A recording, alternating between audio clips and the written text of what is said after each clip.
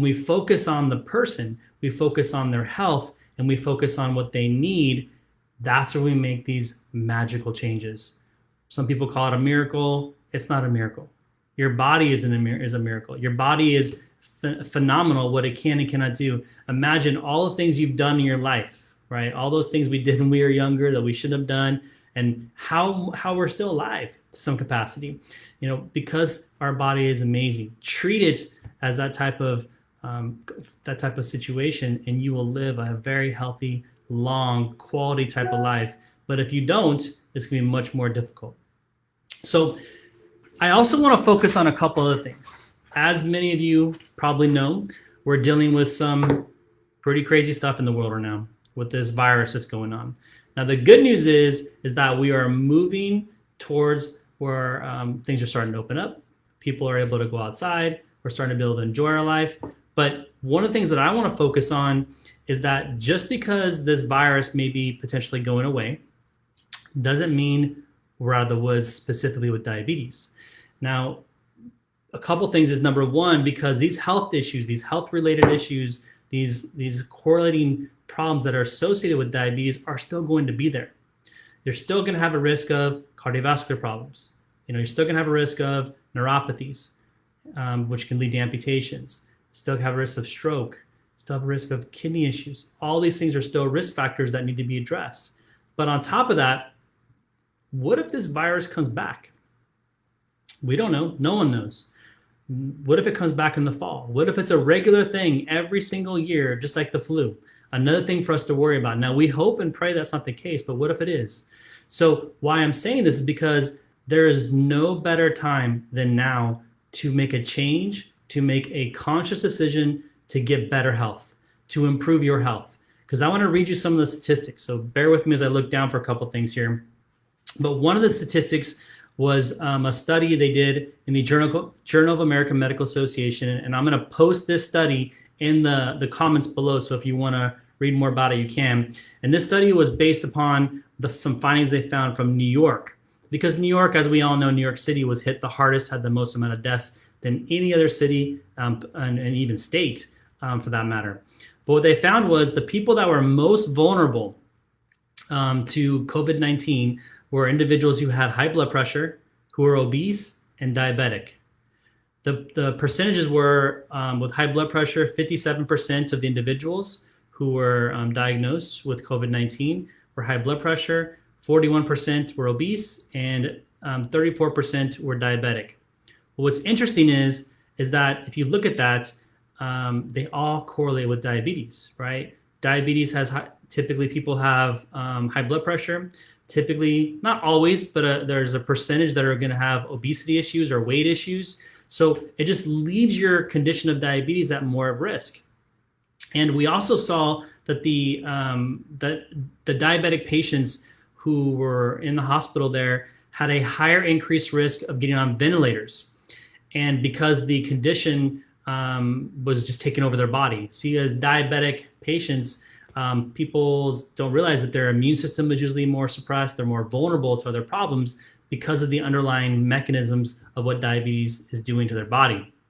And we all know, or if you haven't known, and I'll post this link as well, not only the study, but I'll post the link that showed that the individuals who went on ventilators had a very, very high risk of death in New York City. So many of them were getting to a point that they needed these ventilators because they were becoming so sick. And many of those who went on ventilators died, and a good percentage of those individuals were diabetic. So we have to, there's another component here to this whole problem for diabetes. So again, taking your health in your own hands. One other statistic I just want to go over real briefly, it doesn't necessarily have to do with diabetes. So, I hope this information was worth your while and that it was beneficial. And, please post any comments or questions that I'll be more than happy to answer. Or if there's other topics that you want me to discuss in the future. As I mentioned, I believe as a doctor that the first thing that we should be doing is educating. Doctors should be educating and their public and their patients more than anything else, right? So, I also believe that as doctors, we are not the healers, right? All we are is the conduit to help you get to a point that your body can heal, because your body is the best doctor and can do the best healing. But with the information and knowledge and education that doctors like myself have, we can speed up the process and get you there faster. But I wanted to go over this one last little topic here, or information. And sorry, I'm looking at my computer for the stats here. I found it very, very interesting as I was looking at the CDC website, and I will post this link as well. And they're showing the amount of deaths from February 1st through May 2nd, 2020. Now, obviously, in February and early March, the amount of deaths from COVID-19 were very low. But as we move into the late March into April, the number of deaths started going up. But what's really interesting is when you look here, we also see deaths from pneumonia and deaths from influenza. And both of those categories, from late March through the end of April, the number of deaths of pneumonia and influenza dramatically decreased. Now, I find it very interesting because at the same time, the number of deaths of COVID-19 also extremely increased. Prior to that, the amount of deaths of COVID-19 compared to influenza and pneumonia were extremely low, but then things started changing. And why is that interesting, at least it is for me, is that were these deaths truly due to COVID-19? Or were they actually pneumonia related, and because they were testing positive for COVID-19, did they actually just say, well, it was COVID-19 because of similar symptoms, or maybe the test results showed that? Well, I mean, you can take that information as you will, but this is stated clearly on the CDC website. This is not fake news. I mean, unless you believe that CDC is a fake news, but that's what we have as a guidelines, as CDC on infectious diseases. So I just found this very interesting. And when you really start to look at the numbers here and what's really going on, obviously this is a very dangerous virus for many reasons that I don't need to go into right now. But I just find it interesting to know, or to see, that maybe the amount of deaths that we currently see in the US aren't truly due to the deaths of COVID-19. So again, going into this whole talk today, I really wanted to discuss more about diabetes and the impacts of things like a virus or their underlying mechanisms that are going on in someone's body and their risk factors to an earlier death. You know, we all want to have a quality of life. We all want to live, be around for our families and spend time with our grandkids or kids, or even just brothers and sisters.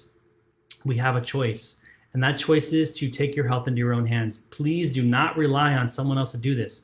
Do not rely on the medical system. Do not rely on your health insurance. You don't have to rely on anybody except for yourself.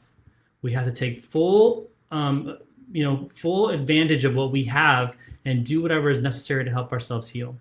If your heart is beating, if you have blood circulating through your body and your brain is still functioning, you can heal. I don't care how old you are.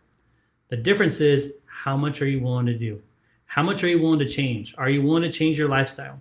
Are you willing to make the changes that are necessary for you to get better again and get healthy? That's the true question. If you're in that mindset, well, maybe someone like myself can help you, but you have to take the first step. You have to ask for help. You have to find someone like me who can help you. Again, I hope this information was worth your time. I've gone over a little more than I wanted to today, but that just happens when you have a topic like this that is so meaningful and so empowering that you want to make sure you get this out to the community.